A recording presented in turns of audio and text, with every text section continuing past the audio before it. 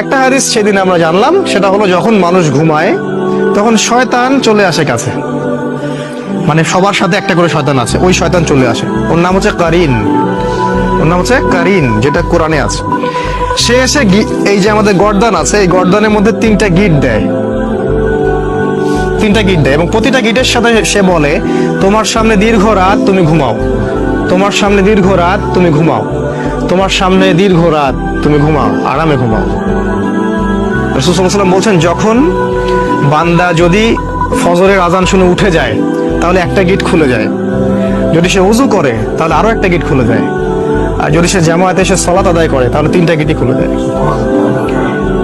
আর যদি এই তিনটা কাজ আমরা না করি, সকাল 8টা 9টা 10টায় উঠি, তাহলে তিনটা গিট নিয়েই সকাল করবে সে। তাহলে চিন্তা করেন তার সারাদিনটা কেমন যাবে। আর হয়তো এই কারণেই রাসূল সাল্লাল্লাহু আলাইহি ওয়াসাল্লাম 3বার করে মাসাহ করেছেন, যাতে করে শয়তানের প্রভাবটা কম হয়। এটা একটা রিজন, এটা একটা ফজিলত। আর আমি যেই কথাগুলো বলছি, এই যে ফু দিয়ে মাসাহ করা, আবার গিটের কথা, আমাদের মডার্ন সো কল্ড এই যে ওয়েস্টার্ন সিভিলাইজেশন এবং সায়েন্স এগুলোকে অস্বীকার করে। কাওয়ালি জারি বা যে কোনো গান শোনা কি ইসলাম ধর্মে জায়েজ আছে নাকি গুনাহের কথা? ভাইরা আমার, খালি গলায় যদি কোনো গান গান, সে গানের কথামালা ভিতরে যদি খারাপ কিছু না থাকে, শিরকের কিছু না থাকে, অশ্লীল যৌনতার আপনার ছড়াছড়ি এরকম কোনো অপরাধমূলক কিছু যদি না থাকে, তাহলে সেক্ষেত্রে খালি গলায় আপনি কোনো গান গাইলেন, সেটা জায়েজ আছে।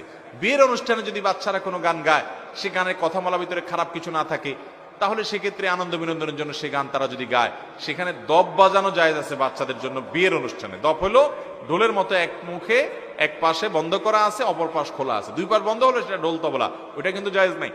অতএব মিউজিক্যাল কোনো ইনস্ট্রুমেন্ট ব্যবহার করা ছাড়া খালি গলায় যদি কেউ গান গায় এবং গানের কথার ভিতরে খারাপ কিছু না থাকে, সেটা জায়েজ আছে।